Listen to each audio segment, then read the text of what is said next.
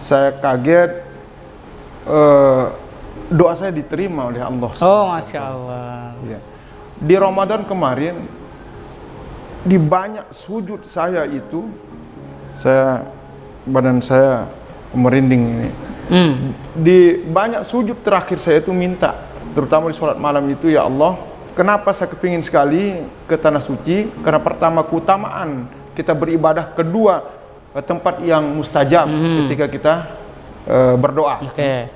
Mengingat di Papua tugas ya terkhusus kami di DPW saat ini banyak PR-PR yang kalau kita itu mengandalkan akal dan kekuatan kita itu agak berat, tidak akan mungkin bisa terselesaikan. Nah, kami ya Allah berikan saya kesempatan untuk berdoa, beribadah di Tanah Suci. Karena banyak hal yang saya harus selesaikan dengan doa. Luar biasa. Ya.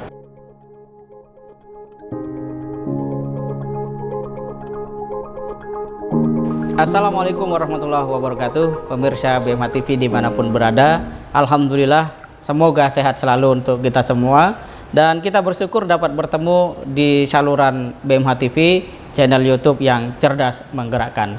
Tentu kami hadir memang tidak seperti kebanyakan konten-konten pada umumnya, tapi ini berangkat dari sebuah kenyataan, realitas yang tumbuh langsung di tengah-tengah masyarakat.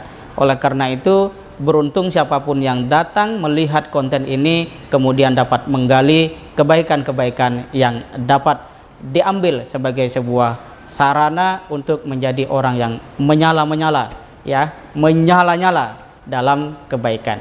Dan pada saat ini saya sudah ditemani oleh seorang dai luar biasa. Dai ini dia rela bahkan berani untuk tugas dakwah di wilayah yang sebagian orang masih memandang agak serem kalau ke pulau ini, yaitu Papua. Dan inilah dia, Ustadz Mus Mulyadi. Assalamualaikum Ustadz Mus Mulyadi. Waalaikumsalam. Luar biasa. Ini Ustadz senyumnya menarik ini ya. Mungkin karena ada pengaruh nama tadi ya. Mus Mulyadi itu bagi orang era 80-an dikenal sebagai artis saja. Tapi beliau menjadi artis dai, menjadi artis di dalam dakwah. Ustadz, saya dengar Ustadz akan berangkat ke Tanah Suci. Ya, apa yang Ustadz rasakan? Apalagi ini menjadi sebuah kesempatan pertama Ustadz ya, untuk bisa ibadah umroh.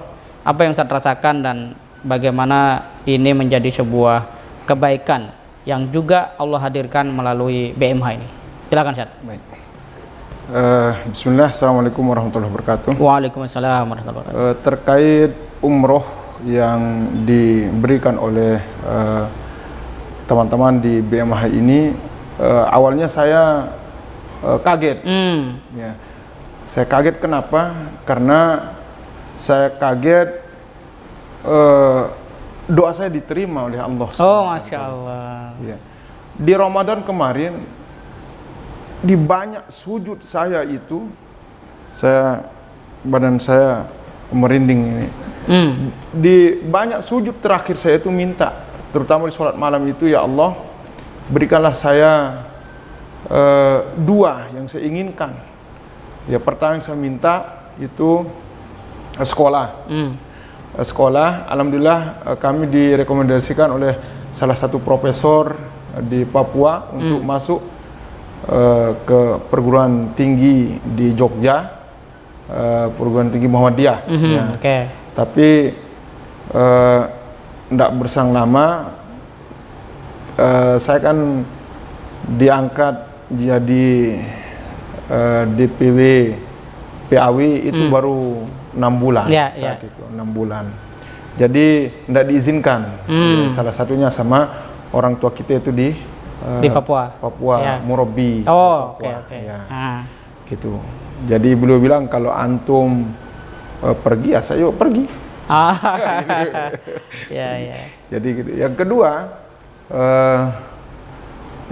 saya minta sama Allah, ya Allah, berikanlah saya kesempatan untuk ke Tanah Suci, tapi saya tidak punya uang. Saya tidak punya kemampuan, tapi Engkau Maha Kaya. Engkau Maha Kaya, ya Allah. Saya kepingin sekali. Dan di sujud terakhir terus saya sebut yang dua ini yang mendominasi doa saya, yang dua ini. Alhamdulillah kalau umroh ini diizinkan. Oh, ya, alhamdulillah. Diizinkan. Ya. Kalau ada yang berani menghalangi agak berbahaya. Gitu. Jadi alhamdulillah memang ini lagi-lagi kalau saya amati selama saya di lembaga perjuangan ini, kalau kita betul-betul berjuang dan mau berkorban di jalan Allah, Allah akan ganti. Jadi saya larikan perjuangan saya ini, wah ini ini yang penggantinya dari Allah. Ya karena Masya Allah kan apa namanya, kalau kita andalkan natura di berapa sih? Kan? Nah, ya kalau ngumpul-ngumpul ya bisa saya, tapi 5 tahun dulu baru bisa gitu. Masya terkumpul 40-an juta kan? Nah, gitu. Tapi alhamdulillah Allah kabulkan doa saya, dan ini salah satu yang apa namanya membuat saya ini lebih yakin lagi kekuatan doa ketika kita qiyamul lail, dihantam lagi di sujud terakhir itu. Dan memang di dalam rangka perjuangan, nah, itu yang juga hal yang sangat penting dan harus digarisbawahi. Luar biasa. Saya melihat Ustadz beruntung sekali minta 2 gitu. Kalau satu yang diminta, wah terus misalnya bukan ke tanah suci, agak persoalan gitu. Baik, luar biasa Ustadz. Kisah yang sangat menginspirasi bahwa belakangan kita banyak untuk melihat sesuatu itu serba rasional. Kalau saya pengen ini berarti saya itu. Kalau saya pengen ini berarti harus begini, dan sifatnya adalah rasional dan materialistis. Tapi ternyata Allah Subhanahu wa taala, kalau Ustadz Abdullah Said bilang, Tuhan yang di Balikpapan, Tuhan juga yang di Papua kan gitu. Sama gitu kan. Dan ini menunjukkan bahwa sejauh kita memang yakin kepada Allah, kemudian kita bersungguh-sungguh berjuang di jalan Allah, selalu ada harapan dan ternyata juga ada kenyataan. Nah, berikutnya Ustadz, apa yang menjadi sebuah penguat sehingga ada lahir keinginan untuk ke tanah suci? Apa sih yang Ustadz mau dapat ke tanah suci itu? Karena banyak juga orang bolak-balik ke tanah suci, pulang ya tidak begitu banyak hal yang kemudian bisa dia ubah dalam konteks dirinya, apalagi secara sosial. Apa goal atau target ketika Ustadz nanti bertemu Allah langsung ya di dekat Ka'bah seperti itu? Ya, baik. Yang pertama yaitu kekuatan ibadah di tanah kita yang tidak secara khusus disebutkan keutamaannya, sangat diijabah. Salah satunya ini perjalanan ini. Nah, yang kenapa saya kepingin sekali ke tanah suci? Karena pertama keutamaan kita beribadah, kedua tempat yang mustajab ketika kita berdoa. Mengingat di Papua tugas ya terkhusus kami di DPW saat ini banyak PR-PR yang kalau kita itu mengandalkan akal dan kekuatan kita itu agak berat, tidak akan mungkin bisa terselesaikan. Nah, kami ya Allah berikan saya kesempatan untuk berdoa, beribadah di tanah suci. Karena banyak hal yang saya harus selesaikan dengan doa. Luar biasa. Ya, termasuk perjuangan dakwah kita di Papua, daerah pedalaman di Papua. Tentu saya pribadi selaku pimpinan wilayah Papua itu memiliki tanggung jawab besar untuk bagaimana ini kita doakan teman-teman yang di pedalaman ini supaya dakwahnya langgeng, kemudian komunikasinya dengan masyarakat, baik masyarakat Papua dan masyarakat pendatang bisa berjalan. Dan ini yang kami kejar ya, mudah-mudahan ya, mohon doanya Ustadz supaya saya pribadi dan teman-teman yang berangkat umroh ini bisa diberikan kesehatan sehingga bisa beribadah dengan maksimal. Luar biasa. Jadi patut kami haturkan rasa terima kasih kepada para dermawan, donatur BMH yang juga memberikan perhatian pada program dakwah, karena dai-dai kita itu kalau berangkat ke tanah suci untuk beribadah umroh, dia ingin ada energi. Ketika kembali ke tempat dakwahnya, dia ingin menyelesaikan soal-soal lain yang memang hanya bisa diselesaikan ketika dia berdoa kepada Allah. Ini satu hal yang sangat luar biasa. Jadi budaya baik untuk kemudian memberangkatkan umroh dai pedalaman seperti yang sebelumnya di Tanjung Balai Karimun dan hari ini di Jayapura ya, Papua ya, ya Ustadz Mulyadi, itu bisa terus kita kembangkan untuk dai-dai kita yang lain, karena sudah jelas mereka berangkat ke tanah suci ingin mendapat energi dan kembali dengan membawa solusi ya bagi persoalan-persoalan yang dihadapinya. Luar biasa Ustadz. Nah, info juga yang saya dapat, Ustadz Mulyadi ini dulu cukup sering ke Wamena Ustadz ya? Oh iya. Sedikit dong cerita. Wamena itu kayak apa? Karena saya sendiri belum pernah ke sana. Mau ke sana dibilang jangan dulu Pak Ustadz, berbahaya ke sana. Dalam pengertian situasi keamanan belum sekondusif Jayapura gitu mungkin saja. Nah, boleh cerita Ustadz hal-hal yang mungkin secara kebutuhan, kemudian kecintaan masyarakat ingin mendapatkan cahaya Islam ya, termasuk juga kondisi yang ada di sana, misalnya musola kayak apa gitu kan. Kemudian saya saja waktu itu ke Manokwari, waktu itu kepingin membeli Iqra, disampaikan teman-teman, oh tidak ada toko Iqra di sini. Apalagi di Wamena, saya membayangkan begitu kan. Nah, betapa Quran dan Iqra di sana itu kan menjadi hal yang sangat istimewa gitu. Silakan Chat, seperti apa situasi dan dakwah dai-dai kita yang ada di Wamena? Baik, untuk saat ini secara umum di Papua mulai dari tahun 2020 ke atas ya, alhamdulillah keamanan di provinsi Papua terkhusus di kota itu sudah kayak kita di Jawa. Makanya kami itu agak heran sama teman-teman yang ditugaskan ke Papua. Nanti ini begini, nanti ini begini, sehingga tidak sampai ke Papua. Padahal Papua itu sekarang sudah luar biasa, artinya perhatian pemerintah itu terhadap Papua itu tinggi ya, terutama fasilitas-fasilitas publik yang umum seperti pasar, jembatan dan lain sebagainya. Itu transportasi dan malah kalau kami di Lombok itu ya, saya ini kan dari Lombok, dari Lombok. Kemarin sempat mampir di Lombok. Itu pakai Maxim apa itu kan kayak agak susah di situ. Padahal kalau di Papua pakai terus, masya Allah, mau ke manapun itu kita nge-Maxim terus. Luar biasa. Gitu. Jadi kebutuhan teknologi itu ya sekarang sebenarnya sudah merata. Ya, apatah lagi perhatian pemerintah itu tinggi ke daerah timur. Kemudian ini pesan kami pada dai-dai yang muda yang dikirim dari manapun lah ya. Dari manapun, tidak hanya dari Hidayatullah. Ya, Papua itu aman. Segera kalau ditugaskan itu nanti ketemu dengan saya di sana. Kemudian yang kedua tadi sempat sebut Wamena. Jadi tahun 2017 itu sempat kan putus dakwah kita di situ. Dulu lama putusnya, dari mulai Ustadz Syarif Bastian dulu, kemudian Pak Ustadz Mahdi di Hitigima dan Ustadz Syarif Bastian itu di di Walisi. Kemudian Ustadz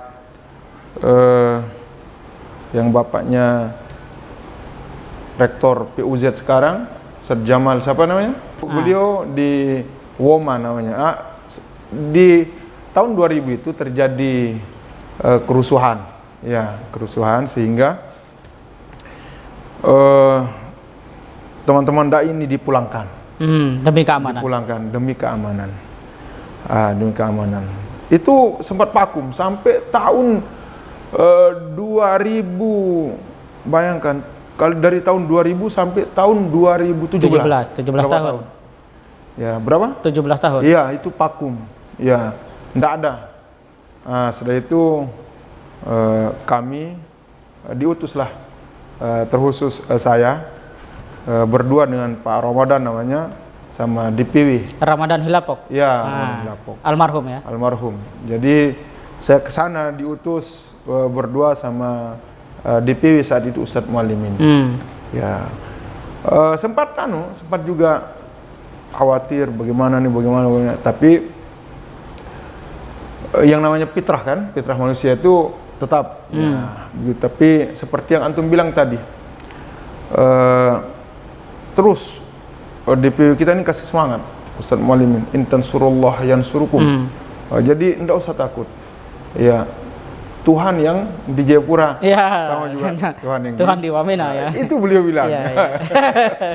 Luar biasa. Jadi jalan, Bismillah jalan. Nah itu berjalan terus naik turun sampai tahun 2020. Ya tahun 2020 banyak itu anak-anak mau ikut. Ya sehingga di penghujung tahun 2020 itu terbukalah sekolah khusus anak-anak Papua di situ di Posdai. Di Wamena tapi? Di Jayapura. Oh Jayapuranya. Ya, jadi kumpul di situ. Oh maksudnya anak-anak Wamena ikut untuk belajar Islam. Oh Masya Allah, luar biasa. Termasuk masih berjalan sampai sekarang dan saya sekarang tinggal di situ juga di pondok yang kita bangun sekarang banyak. Holtekam ya? Iya, bukan di Koya Barat. Koya Barat. Ya, Koya Barat. Ya, Koya Barat. Ya, mantap. Begitu. Melewati pasar berarti saja. Ya, melewati pasar ya. Baik. Nah, itu. Nah, sekarang ini banyak anak-anak kita yang saudara-saudara kita yang muslim asli Papua itu di pondoknya kita di Pondok Dai itu. Kalau di sana terkenalnya Pondok Dai. Pondok Dai. Pondok Dai. Yeah. Bukan Pondok Hidayatullah. Yeah. Di mana ini Ustaz? Di Pondok Dai ya? Gitu. Tidak masalah dikenal apapun. Yang penting adalah dakwah itu sendiri ya, Masya Allah. Luar biasa kisah Ustaz Mus Mulyadi ini. Dan memang saya waktu ke Jayapura sempat melihat beliau waktu itu berangkat. Terus beberapa tahun kemudian saya datang, beliau baru pulang dari Wamena. Hanya saja waktu itu karena memang tugas saya sama dengan beliau banyak di lapangan, beliau juga baru datang, akhirnya tidak bisa bertemu untuk diskusi itu. Dan kesempatan ini menjadi sebuah anugerah kita bisa melihat. Nah, seperti apa prospek ataupun tanggapan masyarakat Wamena tentang Islam itu, Ustaz? Baik, kalau kami lihat, kalau tingkat toleransi itu di Papua itu tinggi, Ustaz. Tidak masalah ya? Tidak ada masalah. Iya. Lain dari tempat-tempat lain lah. Tempat saya terkhusus sama saya di Lombok itu. Lombok main di sana. Ya, di Lombok itu. Tapi di Papua kita bersyukur di Papua. Ini antara masjid dan gereja ini sebelahan. Iya, bersebelahan. Pagarnya itu di sebelah kanan di masjid, sebelah kiri gereja. Itu saking toleransinya. Ya, hanya saja memang di sana itu kita kurang SDM. Ya. Memang harus ya teman-teman BMH ini ajak terus masyarakat Indonesia ini untuk mensupport dakwah di Papua ini. Karena kita ini terutama salah satunya motor yang dikasih oleh BMH itu sudah luar biasa. Sudah bisa dipakai. Ada kemarin dikirimkan satu ke pegunungan. Ini sudah membantu sekali untuk syiar dakwah. Iya, syiar dakwah. Begitu. Masya Allah, luar biasa. Iya. Jadi insya Allah ini didengar langsung oleh pemirsa BMH TV. Mudah-mudahan ada yang tergerak gitu ya untuk kemudian mensupport dakwah di Papua, termasuk Jayapura, Wamena gitu saja. Wilayah-wilayah Papua yang memang cukup menantang ya, tidak seperti wilayah lainnya. Tetapi memang kami melihat bahwa Papua adalah tempat yang pertama eksotik. Alamnya indah banget tuh. Apalagi kalau kita mau mendarat di Sentani saja. Kelihatan sekali bagaimana bukit-bukit yang berada di tengah laut membentuk semacam keindahan lah pokoknya. Dan waktu itu pertama kali saya juga ke sana, keluarga besar sebenarnya menghalangi, Ustaz. Nah, tidak perlu ke sana. Karena memang cerita juga macam-macam ya. Di antaranya kalau Ustadz kita di sini menyebut nyamuknya di Papua itu sebesar anak ayam gitu kan. Wah, itu agak ngeri gitu. Dan ada juga salah satu teman yang pertama kali berangkat ke Papua dengan perasaan was-was juga. Begitu melihat kota Jayapura, wah ternyata kemajuan gitu ya. Jadi sebuah kesalahan kalau anak-anak muda ya, terutama yang ingin berkiprah bermanfaat di tengah-tengah umat, itu memandang Papua menyeramkan, menakutkan, itu keliru ya. Bahkan kalau mau ke pesantren Hidayatullah di Holtekam itu dari kota, wah itu melewati sebuah teluk yang ada jembatannya, keren sekali itu, indah sekali ya, sangat luar biasa. Dan karena itu upaya kita memandang Indonesia Timur sebagai sebuah tempat yang lebih baik memang secara nyata sudah tersedia. Begitu saja. Yes, yeah. Terakhir Ustadz, apa pesan Ustadz kepada anak-anak muda yang ingin menekuni dakwah sebagai jalan hidup? Baik.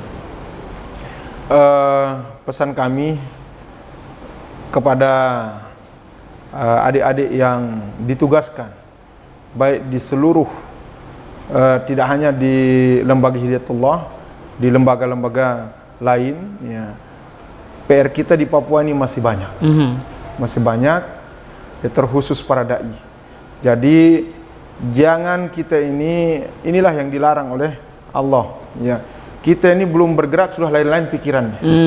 Ya, jadi Bismillah, kita tawakkaltu ala Allah ya, Tuhan yang di Jawa sama dengan Tuhan yang di Papua. Tidak mungkin kita dicelakakan. Dan itu pun kalau misalkan kita diambil itu salah satu hadiah dari Allah SWT, syahidnya kita.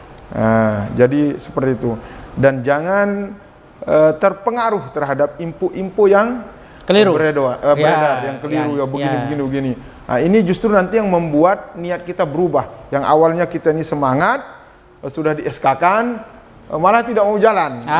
Ini bahaya. Jadi Papua itu sekarang sama seperti di Jawa, aman, dan memang kita ini butuh tenaga dai, karena Papua ini mungkin kalau disamakan sekitar 5 kali Jawa ya, luasnya. Oh, luas sekali Papua. Ya, luas sekali. Sementara dai kita nih kadang setahun itu yang dikirim cuma 1. Itu pun kalau sampai kan. Gitu. Luar biasa. Ya, begitu para adik-adik, para pendakwah, para dai, ya kalau sudah ditugaskan, ya jalan, Bismillah, kita sama-sama berdakwah di Papua untuk berbagi ilmu, untuk mencerdaskan ya saudara-saudara kita yang ada terkhusus Muslim di Papua. Baik, terima kasih banyak Ustadz Mus Mulyadi atas waktu dan sharingnya, luar biasa ya.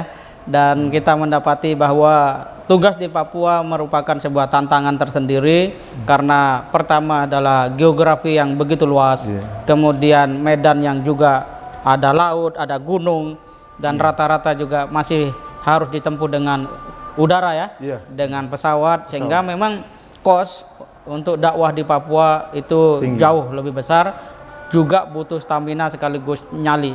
Tetapi mereka sudah memilih dan siap untuk kemudian komitmen dan konsisten.